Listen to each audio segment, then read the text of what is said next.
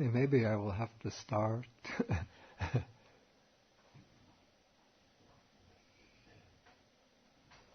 I don't know what this happened.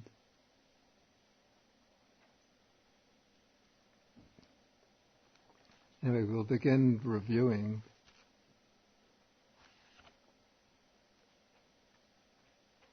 Okay, the pages that I handed out sort of give some explanation of what I call the difficult links in the formula of dependent origination. And the early ones, one, its existence as a condition for birth, clinging as the condition for existence,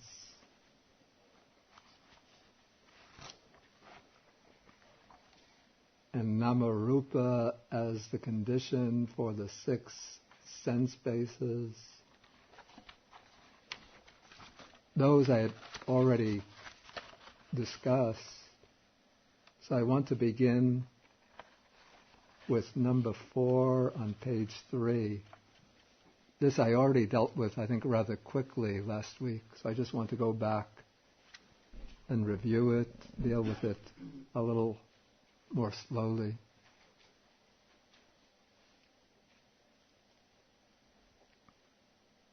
Okay, this is now, in terms of the sutta, well, maybe we have to begin with the formal opening of the sutta of our class, the usual way. Okay, the way we always open. Namo tassa bhagavato arahato sammasambuddhassa. Namo tassa bhagavato arahato sammasambuddhassa. Namo tassa bhagavato arahato sammasambuddhassa. Okay, now in the Sammādiṭṭhi Sutta, the discourse on right view, we're now dealing with this would be the section on mentality, materiality, namarupa, paragraph number 54. We've already explained what mentality, materiality are last week. And now what I'm dealing with is how the arising of consciousness is the condition for the arising of mentality, materiality.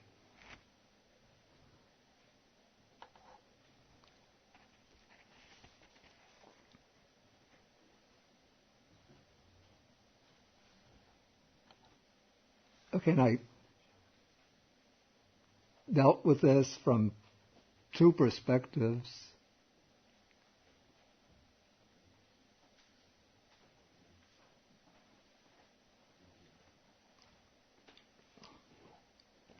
Which I call the developmental perspective and the analytical perspective.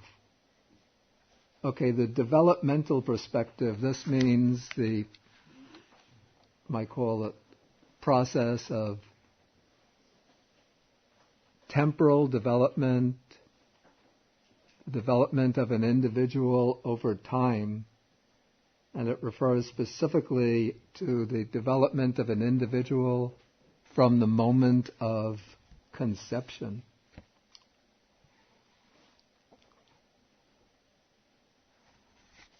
And so, if you follow what's printed on the sheets, conception takes place when consciousness links up or connects with the newly fertilized ovum. Okay, where does this consciousness come from? This consciousness is the continuation, it's part of the stream of consciousness, coming over from a being who has expired. And Nama-rupa, in this case, is the psychophysical organism of a being that appears with the onset of pregnancy. And so the being can only appear, can only take shape, can only manifest at a moment of conception if there is a stream of consciousness coming over from a being that has expired to link up with the newly fertilized ovum. If the egg is fertilized, but there's no appropriate stream of consciousness coming over, then conception won't take place. Or maybe one would say that the egg won't be fertilized. It'll just be a failed act of fertilization. And so what happens now when consciousness connects with that egg is that the physical structure of the egg, that becomes the rupa, the form. When consciousness connects, consciousness originates along with itself the mental factors that make up nama. It brings along feeling, perception, volition, contact, and attention. And so there's a coming into being together of consciousness and nama-rupa at the very moment of conception. Okay, and throughout the period of gestation, nama-rupa, that is the psychophysical organism, can continue to develop only so long as consciousness continues within the mother's womb.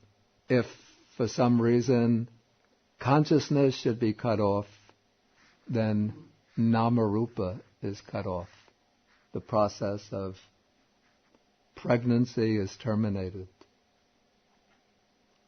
And then in the course of life, also consciousness and nama-rupa exist in this relationship of mutual support.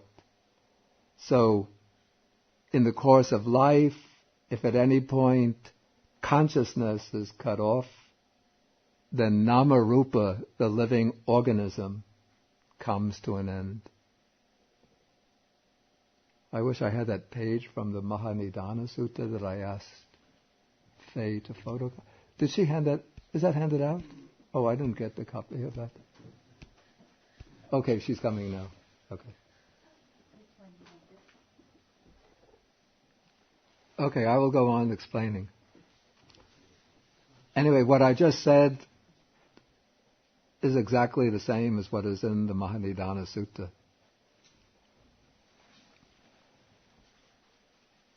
Okay, now there's another way to look at this relationship of consciousness as a condition for nama-rupa. This is what I call the analytical perspective. And I think this becomes relevant from the fact that in the section on consciousness that we haven't yet come to, but there's a definition. What is consciousness? And here it said that there are these 6 classes of consciousness. So we have eye consciousness, ear consciousness, nose consciousness, tongue consciousness, body consciousness, mind consciousness.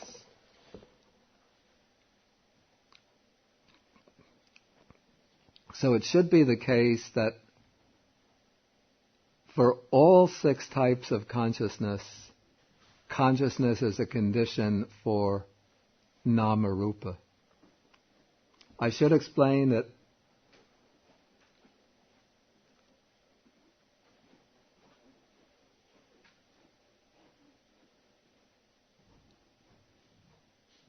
okay, now you can sit down. Mission accomplished. Better than George Bush's mission accomplished.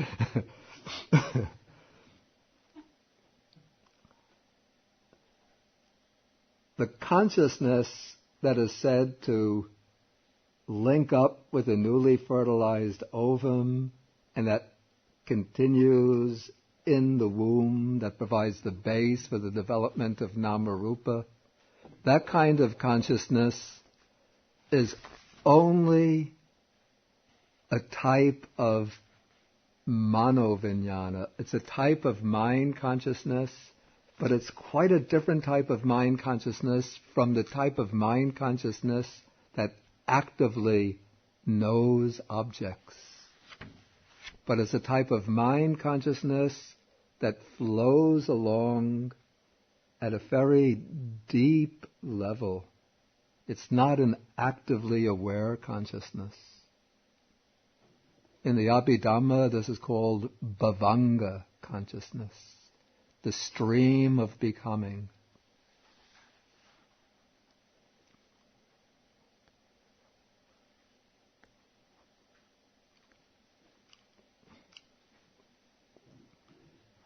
Okay, but here on any occasion of experience, whenever there's any knowing of an object, consciousness is a condition for nama-rupa.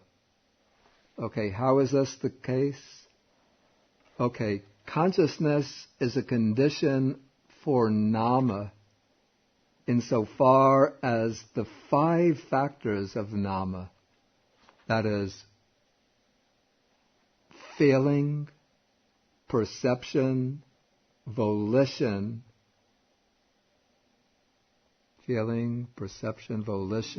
contact, and attention depend on consciousness and cannot occur without consciousness. If there's no consciousness, there cannot be any feeling, no perception, no volition, no contact, no attention. And consciousness is, I should say, it is a condition for rupa, not a function. It is a condition for rupa because the form of this body only functions as a body. That is, the material form of this body only functions as a body when there is some type of consciousness. That is, even when we are in sleep or in a deep meditative absorption, there is consciousness. Even when a person is in a faint or in a coma, one would have to say that there is a consciousness, though it's a consciousness which is not aware of the external world. It's only when a person is dead that the consciousness is cut off. But then the body is there, of course. But the body, we can say it's still rupa, but it's not rupa as part of nama-rupa. Is this making sense? Does anybody not understand this?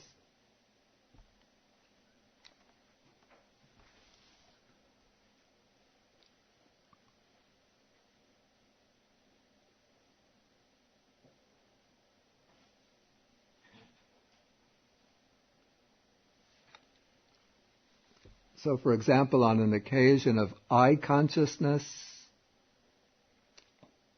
it's because there is consciousness that this I is functioning as an I. If I'm dead, you could say there's still an eyeball there, but it's not really functioning as an I.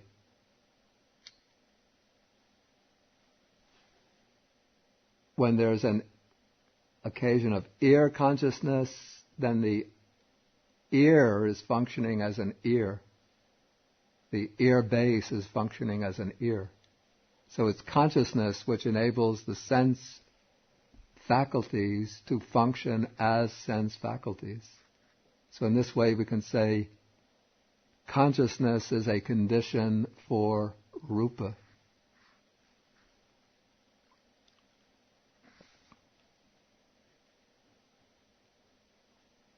Okay, now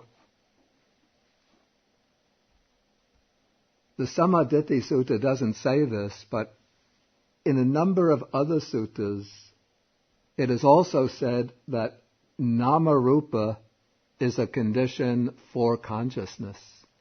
So the two, consciousness and nama-rupa and consciousness, are actually conditions for one another.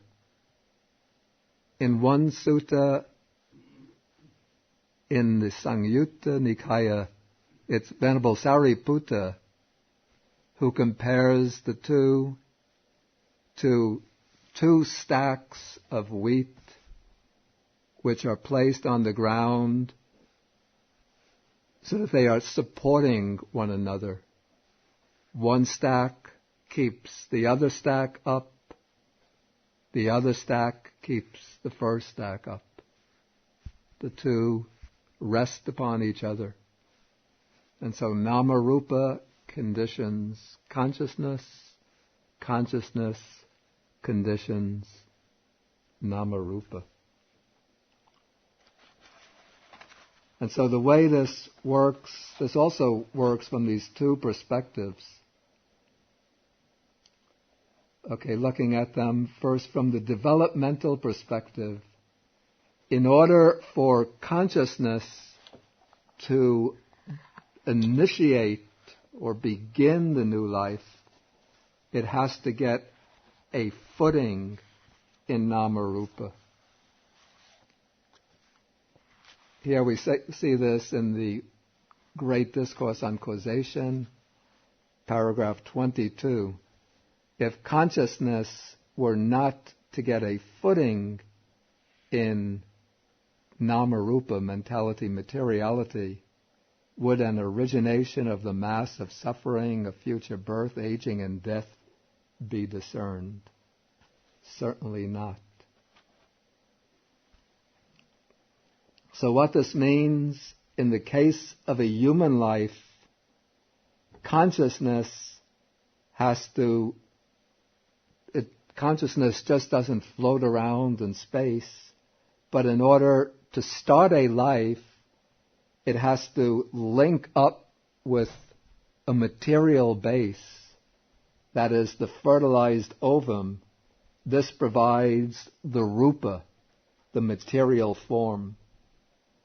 And when consciousness then arises based on this fertilized egg, the ovum, then it brings along with it, it's accompanied by feeling, perception, volition, contact, and attention. This is called nama. So we can say that these 5 components of nama, these are 5 ways in which consciousness experiences the world. 5 ways in which consciousness engages with the world. Okay, and so once consciousness links up with the ovum, bringing along or initiating the 5 components of nama, then throughout the whole process of embryonic development, consciousness will always depend upon the viability of the embryo.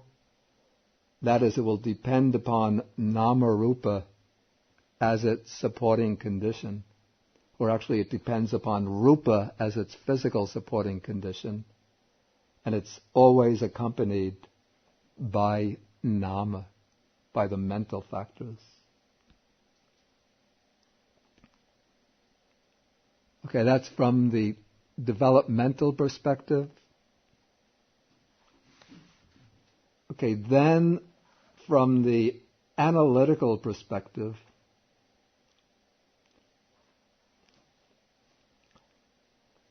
again, this is almost what I discussed under consciousness. On any occasion of experience, consciousness depends on nama-rupa. Okay, in human life, consciousness arises based on the physical body and on the physical body, on a particular sense faculty, on the nervous system and the brain, all of which are material or rupa. And consciousness is always accompanied by the mental factors, that is feeling, perception, volition, contact, and attention. That is nama. So, on an occasion of seeing a form, visual experience, consciousness arises. Of course, it requires the whole body, but it is based particularly on the eye faculty. And then the whole nervous system connected with the eye faculty. On the occasion of hearing a sound, consciousness is based particularly upon the ear base and the whole nervous system connected with the process of hearing.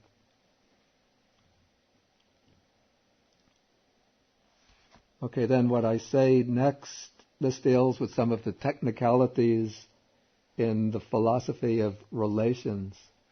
That the relationship between nama and consciousness is that of, does anybody know the word connascence? I think the word, it's not in any dictionary, but it means born together, arising together. So two things that arise simultaneously are said to be connascent. An example is given of lighting a match, then the light of the match or the light of the fire and the heat of the fire arise simultaneously. Correct?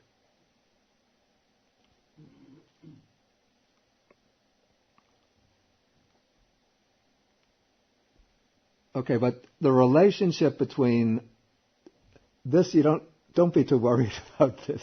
The relationship between nama and consciousness, it's not only that of things that are arising at the same time, but also mutuality, which means that each produces the other. That is, consciousness produces nama, and nama produces consciousness.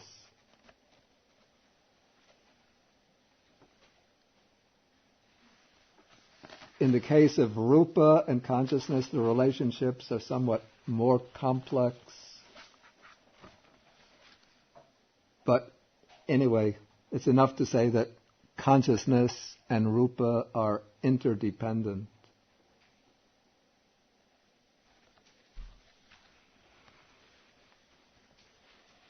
Okay, so this takes us through, in a way, what I just said was something of an appendix to consciousness as a condition for mentality, materiality. Maybe I should ask at this point if there are any questions about this, just if there's anything unclear that needs clarification. Peter.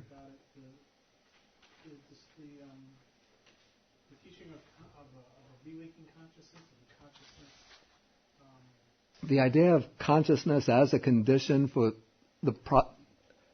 the idea of consciousness as an essential factor for initiating the new existence, that comes from the suttas.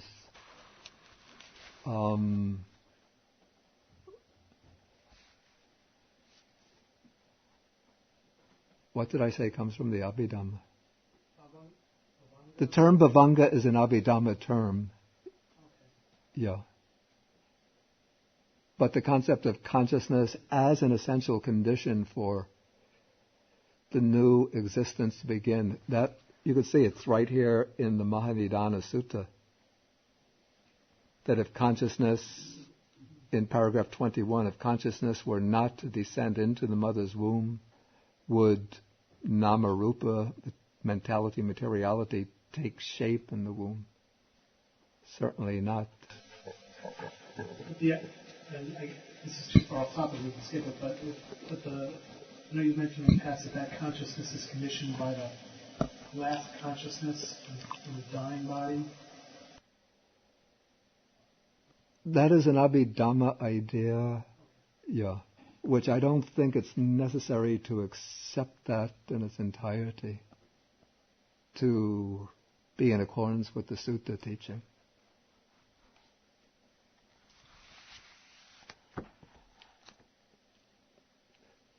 Yes, George. Last week you talked about derived matter. About? Derived matter. Derived matter. Yeah. And I thought the life faculty was one, which you mentioned. Yeah. And the life faculty, it seems that consciousness has very much the role of life faculty. Without consciousness, there's... and then there's life faculty. Yeah. Yeah, that is so.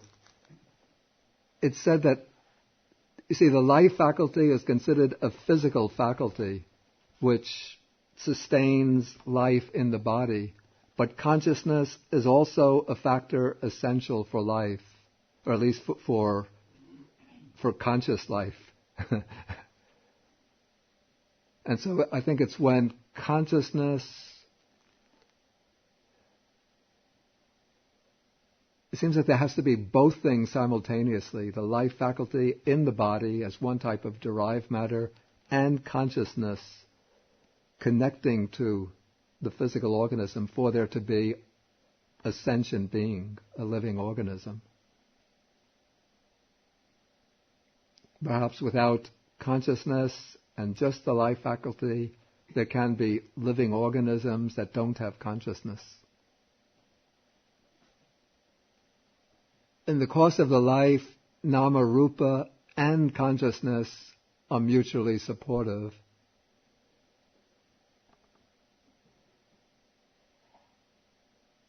When when the body dies, okay, then consciousness can no longer be supported based on that body.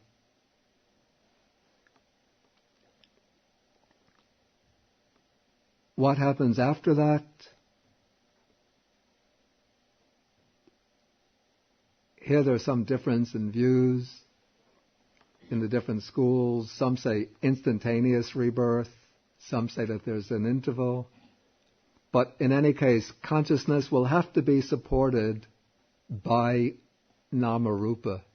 So suppose that there's an intermediate state, so consciousness will have to be supported in that intermediate state by a subtle type of nama rupa until it finds a suitable condition, say within the human realm, to come back into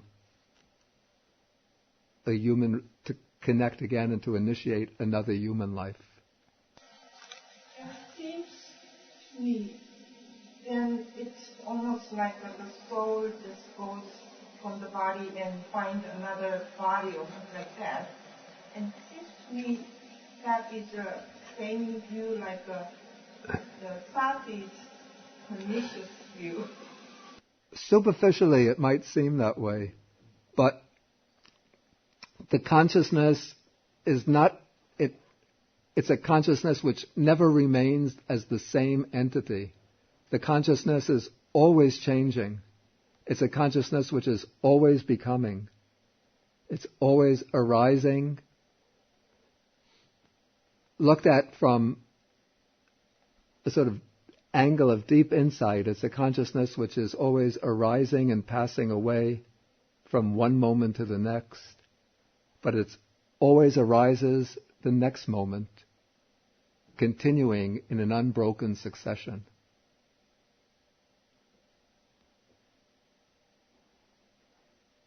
So the Buddha rejected Satti's view. We're coming to that sutta in the future. But what the Buddha rejected in Satti's view was the idea that it is the same consciousness which goes from one life to the next. A consciousness that remains identical as an identical entity. But then Buddha, actually the example is, he always uses the sense separated when they meet together, consciousness arises. Yeah. After we using this one word, It's a good point, but I don't want to... I'm just really asking if there are any things unclear in what I said. I don't want to get into arguments and debates about this now, because I want to go on and try to finish the sutta.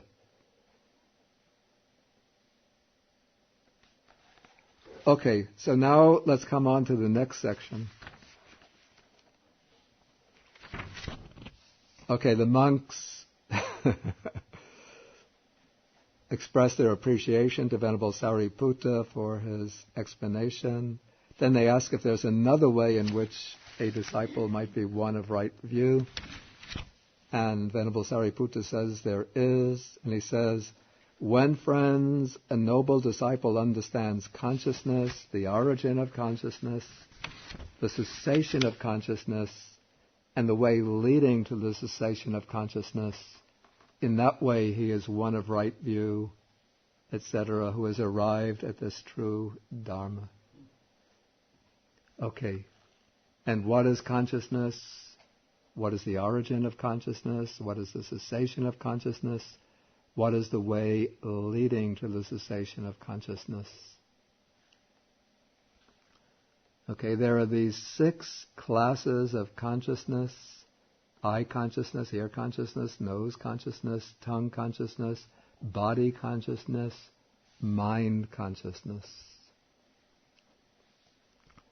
Then, with the arising of formations, now I would translate this volitional formation, sankhara.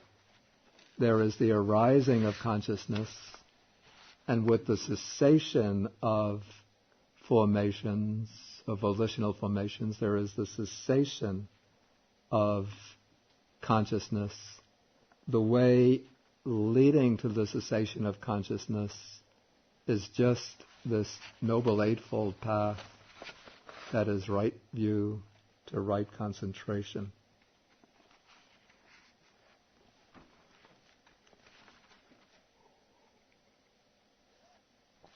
Actually, I have to admit, Suki does have something of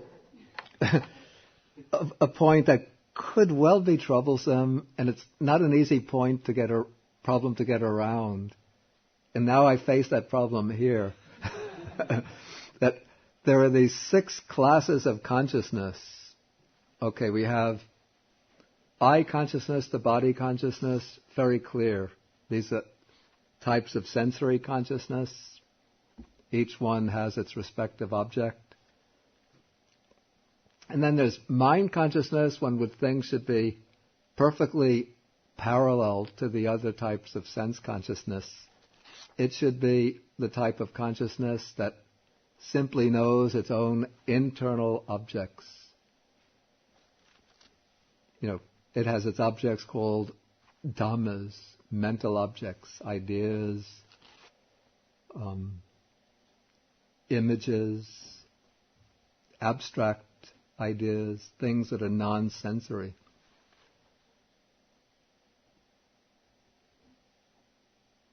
Okay, but what I found is that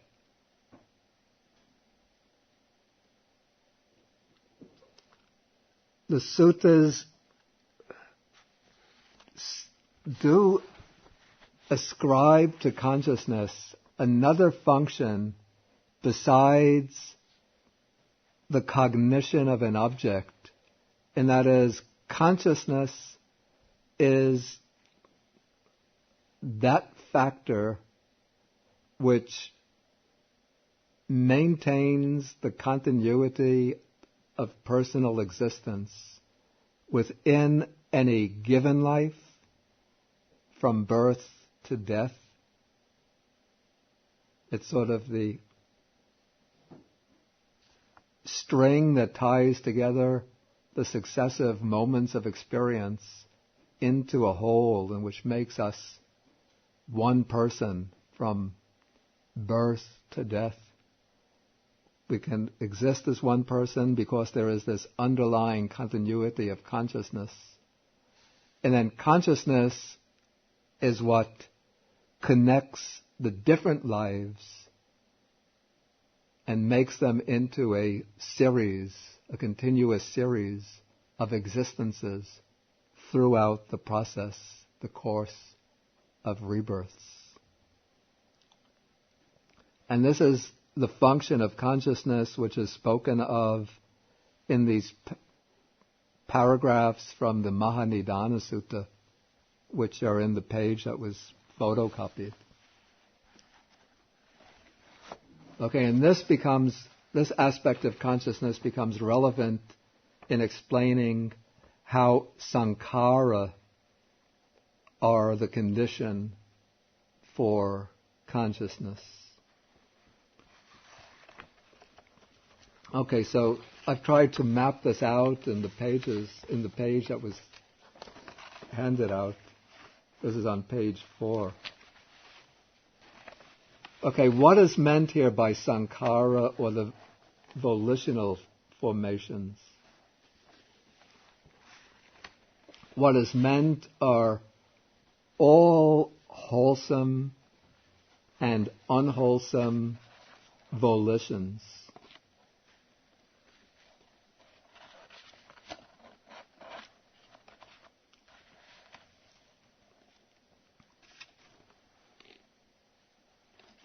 Or rather, all unwholesome and mundane wholesome volitions. It doesn't include the wholesome supramundane volitions, the world-transcending volitions. Okay. Now, during the course of life, we can say that the sankhara, that is, the volitions, are an immediate condition for all karmically active states of consciousness.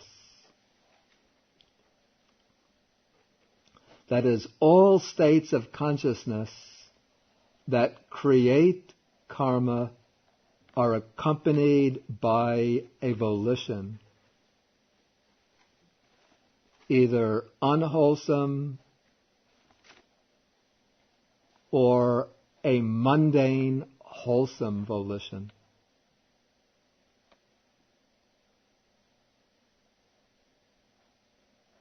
Okay, maybe we don't have to go into this terminology of the Abhidhamma, but these are the two conditions that I explained before. The sankhara, it's a co-nascent condition, since the sankhara and the act of consciousness arise together. They're born together at the same moment, like twins. And they're a mutuality condition, since each gives power to the other, each conditions the other. Is that clear?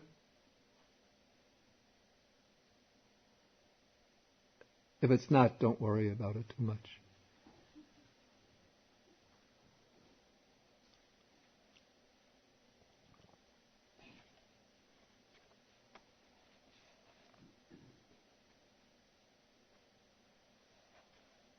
Okay, then what happens at death?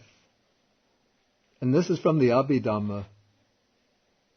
I'm not so sure that this can be derived directly from the suttas, but anyway, from the suttas, what's clear is that the sankharas, whether it's one or many, but they will take on the role of generating rebirth into the new existence.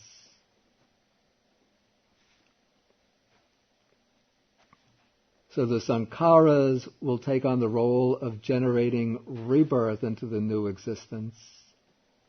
And it, either one sankhara or it could be a combination of sankharas, do so by serving as a condition for the rebirth consciousness.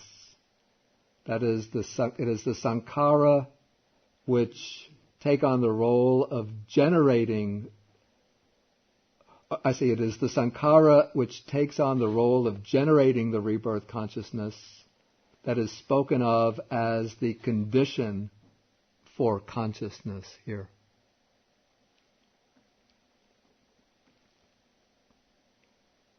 These are particular technical terms from the Abhidhamma. We don't have to go into them. But the important point is that it is the volitional formations that we create in the course of our life that at the time of death, in the course of our life, we are continually generating these volitional formations. And during the life, these volitional formations are occurring along with consciousness. And we can say that they are fertilizing consciousness.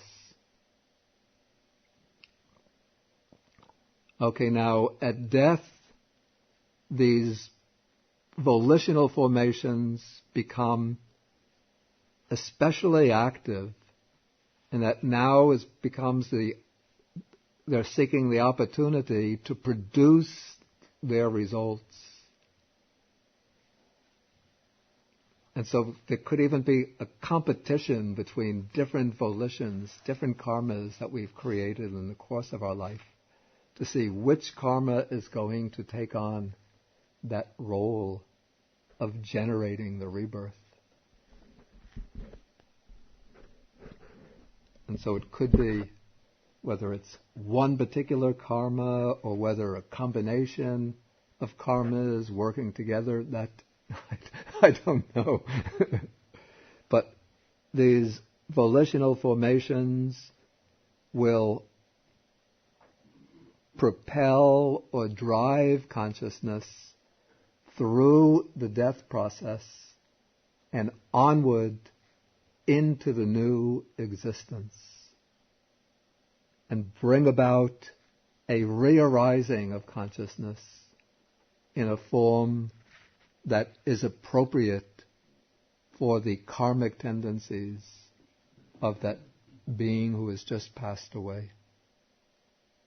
So in this way, one says, the sankharas are a condition for consciousness. And then this is not only on the occasion of rebirth, but also in the course of life.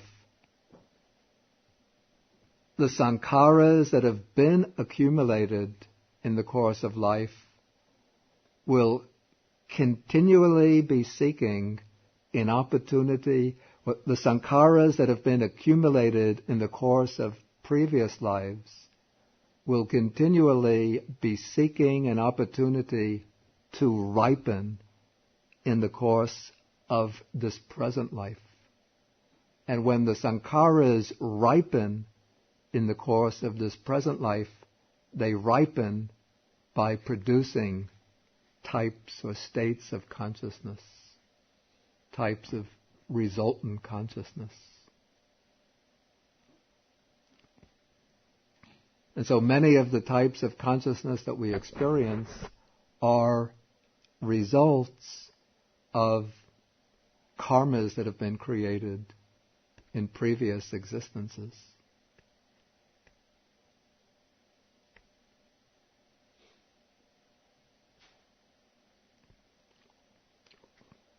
And the way this happens generally is that external conditions are, in a sense, reflections, to some extent, of our previous karmas. And those external conditions give the opportunity for these karmas to ripen by creating circumstances for us that will bring up states of consciousness that are the ripenings or results, the vipakas, of previous volitions, previous karmas. To give some concrete examples, if somebody has done some unwholesome karma, say, inflicting a lot of pain or suffering on others by beating them, hitting them,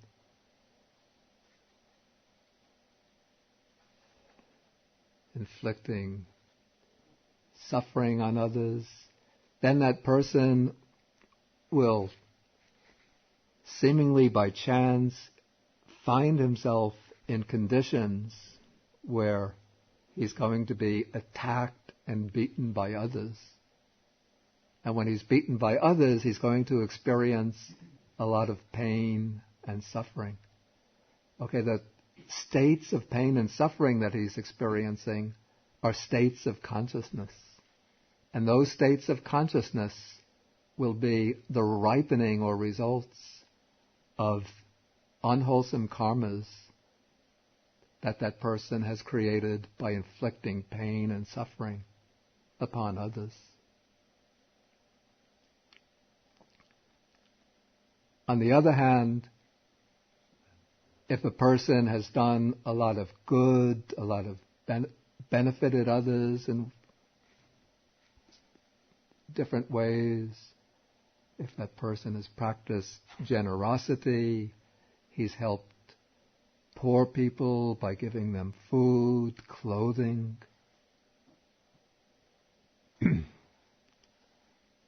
help them in times of distress, poverty, and so on, then that person is creating wholesome karma,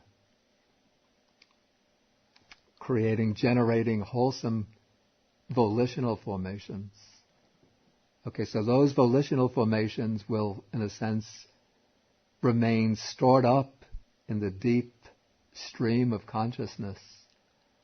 And in some future life, those volitional formations are going to ripen by bringing that person into contact with good circumstances, good conditions, so that person will be living, say, in fairly comfortable circumstances.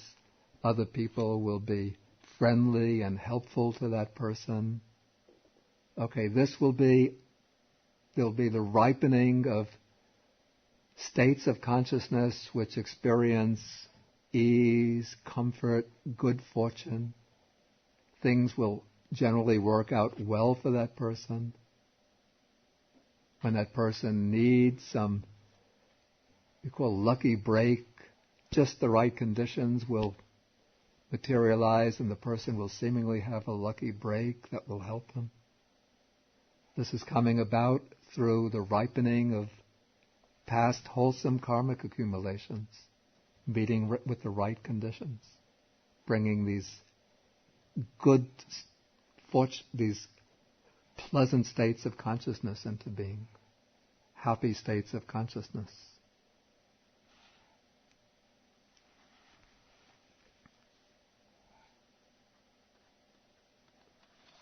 Okay, I didn't get to the end.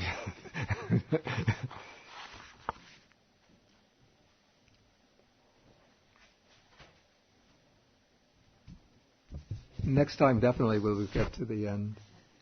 But okay, if there's any questions, please feel welcome to ask. George. Earlier you talked about existence as a condition for birth. Yeah. And you defined existence as karma. Right. And here you're talking about sankharas as a condition for karma. That is right, yeah. And sankharas and karma are co-nascent? Did you say? Or was it volition and sankhara are cohesive? Volition and sankhara. Volition is my translation for sankhara, volitional formations.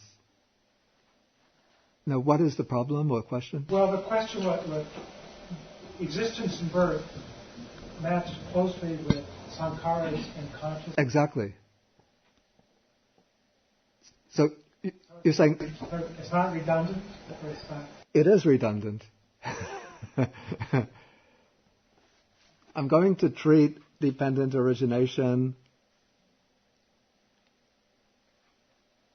as a chain or sequence in more detail when we come to Sutta number 38, but I could show you at a risk of sort of spilling the beans beforehand that there is a redundancy here.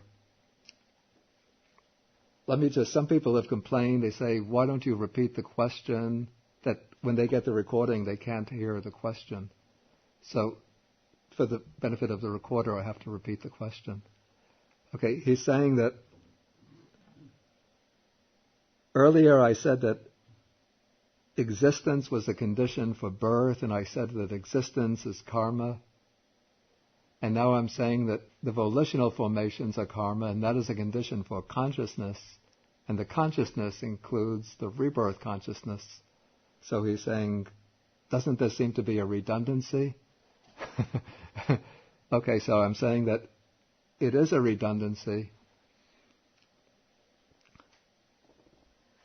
And so the way I see it is that this formula for dependent origination is showing what is basically the same process from two different angles, using different terms. And this is my own interpretation.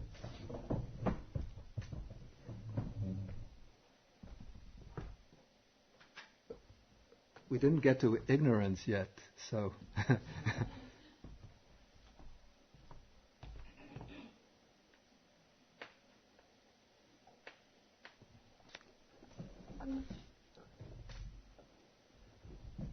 Yeah, so this is the way I would see the sequence of dependent origination, that it's basically two different you could take the two segments out of it, which show basically the same process from two different angles. One angle, we say, puts more stress on the cognitive aspect, the aspect of knowledge, but in this case, non-knowledge, not knowing. That is, ignorance leads to the volitional formations.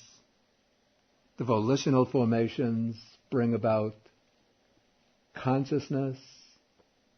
Then consciousness brings about nama rupa, name and form.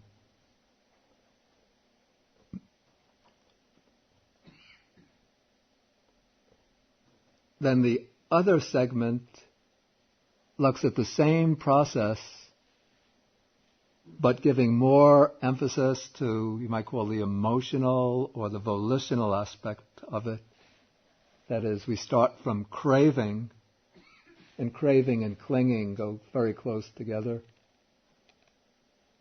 So craving and clinging are both the counterparts of ignorance. Then existence here is the karmically creative side, karmically active side of existence. That corresponds to the volitional formations. And this karmically creative, karmically active existence brings about birth,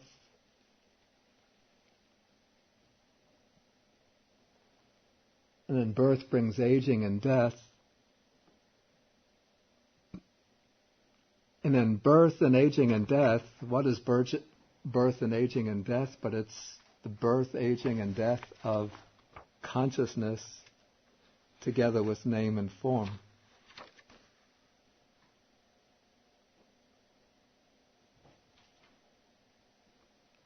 Okay, and then to unite these two segments into one continuous series,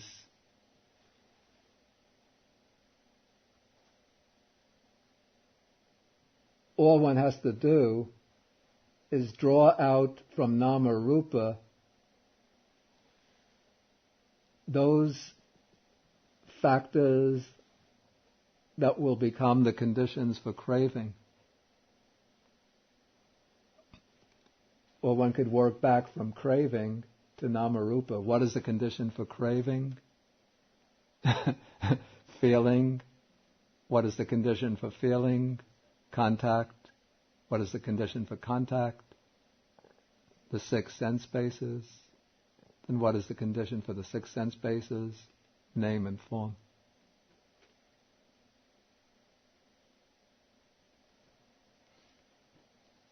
Okay, if there's any other question.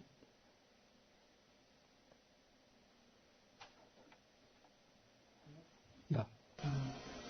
You mentioned simile consciousness depends on nama and rupa. Yeah. About the strokes. Yeah. And is it 2 things or 3 things that it is a consciousness, nama, rupa, 3 things differently? Because in the simile it is this 3, then it's 10. In the simile it's actually 2. The simile it's 2. Nama rupa are treated together as 1. Yeah. Take another look at that sutta, you'll see. Okay, I think we have to stop now. Okay, we stop. We end with the sharing of the merits.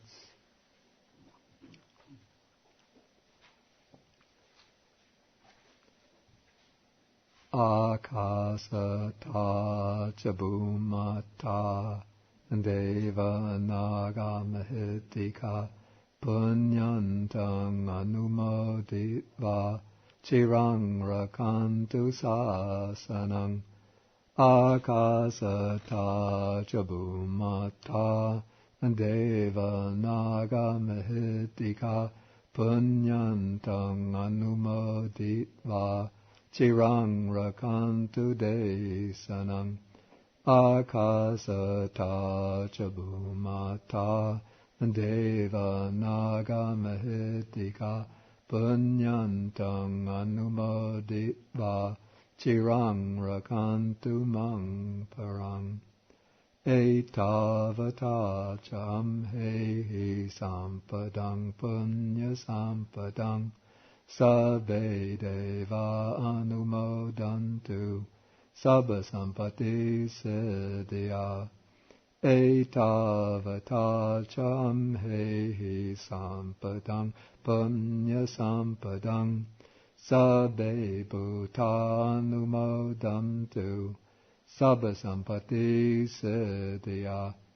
Etavata cham he sampadang punya sampadang sabbe satta anumodantu sabba sampati siddhya.